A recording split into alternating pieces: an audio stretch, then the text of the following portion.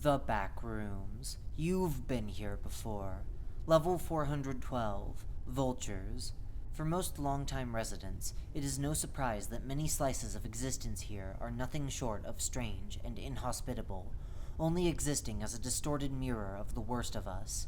This one is no different. A mass of foul air suddenly invades your lungs as you take in a deep breath. Skidding to a stop, you attempt to cough out the sudden flurry of dust to little avail. Gathering your bearings, you take a look at your surroundings. Around you is an unfamiliar scene, much unlike the one you had previously been sprinting through. It's a desert, stretching as far as the eye can see.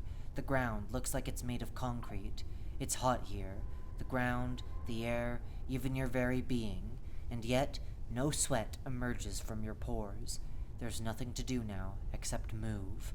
Survival difficulty, class deadzone, environmental hazards, strictly uninhabitable, potential for anomalous entities. Image caption, the expanse, a corner of reality one may find themselves in by chance when traveling, note, see level 1, habitable zone, through, note, see level 113, verum terra machinis, industrial, note, see the enigmatic level, the foundry, buildings, note, see level 566, factory, is an overbearing concrete expanse, extending to distances untraveled and baked by an eternal sun. The ground has cracked and split at random intervals, as if they were fault lines, though there are no signs of any force that could have caused them. As far deep as these crevices extend, there is nothing but concrete and dust, and the remains of things from a time immemorial. The weather here is unchanging, though the air is hot and stuffy, filled with the pollution of dust from nowhere. Breathing is a chore.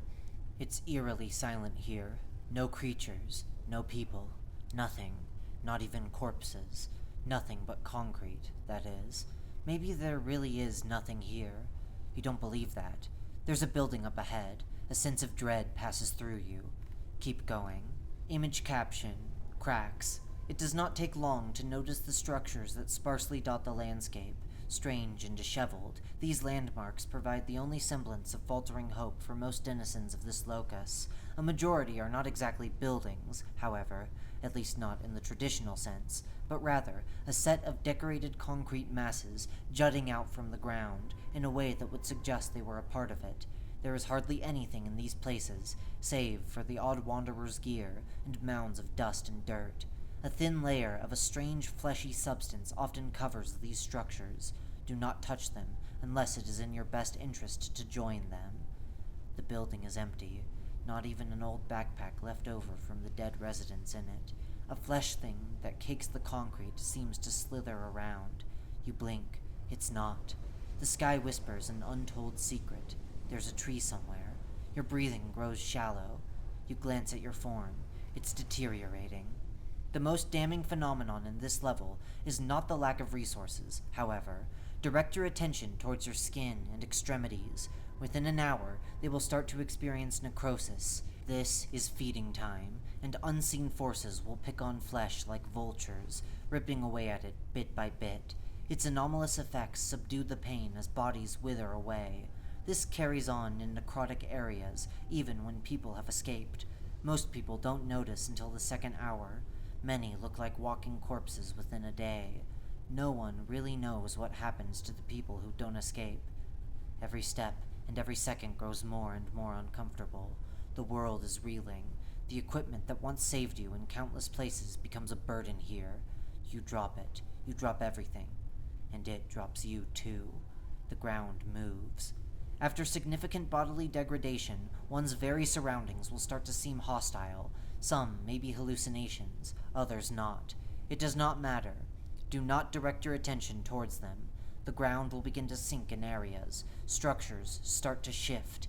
The air may seem to form apparitions. Ignore them. The fleshy matter present on structures will appear to reach themselves towards you. Do not touch them.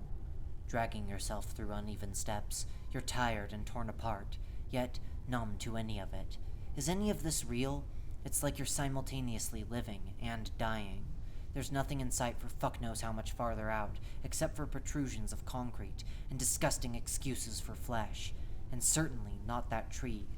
Formless things force themselves into your being. The only known exit is a structure much larger than anything else, located in some undetermined place. Find it. It doesn't matter how long it takes. It resembles a cruel mockery of a tree, with a large trunk and sprawling roots and branches that curve inwards at their ends, and made of nothing but concrete. Its base is lifted from the ground, creating a low-hanging underpass.